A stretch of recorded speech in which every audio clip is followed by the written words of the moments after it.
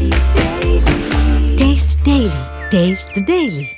ನೇತ್ರಾವತಿ ನದಿ ತೀರದ ಕೇಸ್ನಲ್ಲಿ ಟ್ವಿಸ್ಟ್ ಮೇಲೆ ಟ್ವಿಸ್ಟ್ಗಳು ಸಿಗ್ತಾ ಇದ್ದಾವೆ. ಪ್ರತಿದಿನವೂ ಕೂಡ ಒಬ್ಬೊಬ್ಬರ ವಿಚಾರಣೆ. ಸದ್ಯ ಚಿನ್ನಯ್ಯ ತಿಮ್ರೋಡಿ ಭೇಟಿಯ ಸರಣಿ ವಿಡಿಯೋ ರಿಲೀಸ್ ಆಗ್ತಾನೆ ಇದ್ದಾವೆ. ಇಬ್ಬರ ಮಾತುಕತೆಯ ಮತ್ತಷ್ಟು ವಿಡಿಯೋಗಳು ಈಗ ಬಿಡುಗಡೆ ಆಗಿವೆ. ದಿನಕ್ಕೆ 1, 2, 3 ಅಂತೇಳಿ ವಿಡಿಯೋಗಳನ್ನ ರಿಲೀಸ್ ಮಾಡ್ತಾ ಇದೆ ಟೀಮ್.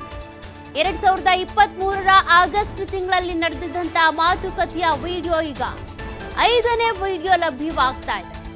ಈ 5ನೇ ವಿಡಿಯೋದಲ್ಲಿ ಸೌಜನ್ಯ ಬಗ್ಗೆ ಚಿನ್ನಯ್ಯ ಪ್ರಸ್ತಾಪ ಮಾಡಿರೋದು ಗೊತ್ತಾಗ್ತಾ ಇದೆ. ನಿನ್ನೆ ಒಟ್ಟು 4 ವಿಡಿಯೋಗಳನ್ನ ನೀವು ಗಮನಿಸಿದ್ರಿ. ಅದರಲ್ಲಿ 5-6 ಹೆಣಗಳನ್ನ ಅಥವಾ 8 ಹೆಣಗಳನ್ನ ನಾನು ಹೂತ್ ಹಾಕಿದ್ದೀನಿ ಅಂತ ಚಿನ್ನಯ್ಯ ಹೇಳಿದ್ದ. ಆದ್ರೀಗ 5ನೇ ವಿಡಿಯೋ ಕೂಡ ರಿಲೀಸ್ ಆಗಿದೆ. ಈ ವಿಡಿಯೋದಲ್ಲಿ ಸೌಜನ್ಯ ಪ್ರಕರಣಕ್ಕೆ ಸಂಬಂಧಪಟ್ಟಂತೆ ಚಿನ್ನಯ್ಯ ಪ್ರಸ್ತಾಪ ಮಾಡಿದ್ದಾನೆ. ಅಂದ್ರೆ ಆಗಸ್ಟ್ 2023ರಲ್ಲಿ ಚಿನ್ನಯ್ಯ ತಿಮ್ರೋಡಿ ಅವರನ್ನ ಭೇಟಿಯಾಗಿದ್ದ.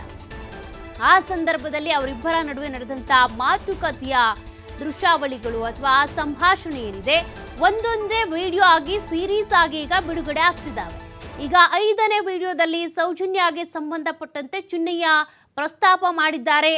ಹಾಗಾದ್ರೆ ಸೌಜನ್ಯ ಬಗ್ಗೆ ಏನ್ ಮಾತನಾಡಿದ್ರು, ಚಿನ್ನಯ್ಯ ಹೇಳಿದ್ದೇನು, ಅದಕ್ಕೆ ತಿಮ್ರೋಡಿ ಅವ್ರು ಏನ್ ಹೇಳಿದ್ರು, ನಿಜಕ್ಕೂ ಕೂಡ ಸೌಜನ್ಯ ಪ್ರಕರಣಕ್ಕೆ ಸಂಬಂಧಪಟ್ಟಂತೆ ಚಿನ್ನಯ್ಯನಿಗೆ ಏನ್ ಗೊತ್ತು, ಅದೆಲ್ಲದಕ್ಕೂ ಸಂಬಂಧಪಟ್ಟಂತ ಒಂದು ವಿಡಿಯೋ ಈಗ ರಿಲೀಸ್ ಆಗಿದೆ. ಅದು 5ನೇ ವಿಡಿಯೋ. 5ನೇ ವಿಡಿಯೋದಲ್ಲಿ ಹಾಗಾದ್ರೆ ಚಿನ್ನಯ್ಯ ಸೌಜನ್ಯಗೆ ಸಂಬಂಧಪಟ್ಟಂತೆ ಏನ್ ಹೇಳಿದ್ರು, ಆಕೆಯ ಅತ್ಯಾಚಾರ ಮತ್ತು ಹತ್ಯೆಗೆ ಸಂಬಂಧಪಟ್ಟಂತೆ ಏನ್ ಮಾತನಾಡಿರಬಹುದು ಅಂತ. ಯಾಕೆಂದ್ರೆ ಸರಣಿ ಕೊಲೆಗಳಿಗೆ ಸಂಬಂಧಪಟ್ಟಂತೆ ಚಿನ್ನಯ್ಯ ತಿಮ್ರೋಡಿ ಅವರನ್ನ ಭೇಟಿಯಾಗಿ ಮಾತನಾಡಿರೋದು.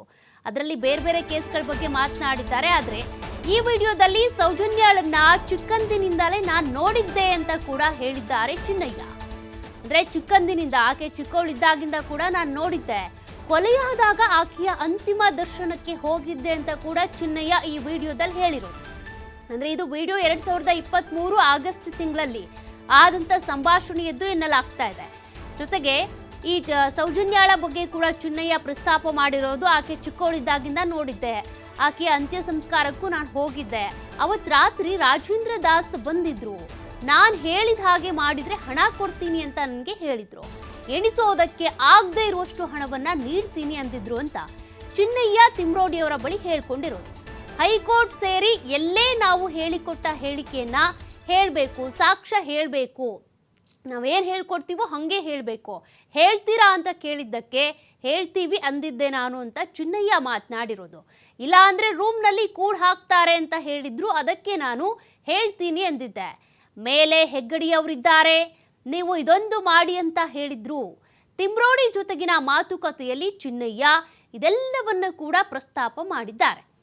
2023 ಆಗಸ್ಟ್ ತಿಂಗಳಲ್ಲಿ ತಿಮ್ರೋಡಿಯವರ ಮನೆಗೆ ಹೋಗಿದ್ದಂಥ ಚಿನ್ನಯ್ಯ ದಂಪತಿ ಸಮೇತವಾಗಿ ಹೋಗಿದ್ರು. ಆ ಸಂದರ್ಭದಲ್ಲಿ ಏನೇನು ಮಾತನಾಡಿದ್ರೋ ಅದೆಲ್ಲದರ ವಿಡಿಯೋಗಳು ಈಗ 1-2 ನಿಮಿಷದಷ್ಟು ಡ್ಯೂರೇಷನ್ನಲ್ಲಿ 1, 2, 3, 4, 5 ಅಂತೇಳಿ ಸೀರೀಸ್ ಆಗಿ ರಿಲೀಸ್ ಆಗ್ತಾ ಇದ್ದಾವೆ. ಈಗ 5ನೇ ವಿಡಿಯೋದಲ್ಲಿ ಸ್ಫೋಟಕ ಮಾಹಿತಿ ಅಂದರೆ ಸೌಜನ್ಯಗೆ ಸಂಬಂಧಪಟ್ಟಂತ ಮಾಹಿತಿಯನ್ನ ಹಂಚಿಕೊಂಡಿರೋದು ಚಿನ್ನಯ್ಯ. ಹಾಗಾದ್ರೆ ಚಿನ್ನಯ್ಯನಿಗೆ ಇನ್ನೂ ಯಾವ್ಯಾವ ಕೇಸ್ಗಳ ಬಗ್ಗೆ ಗೊತ್ತು, ಇನ್ನೂ ಯಾವ್ಯಾವ ಹತ್ಯೆಗಳ ಬಗ್ಗೆ ಗೊತ್ತು,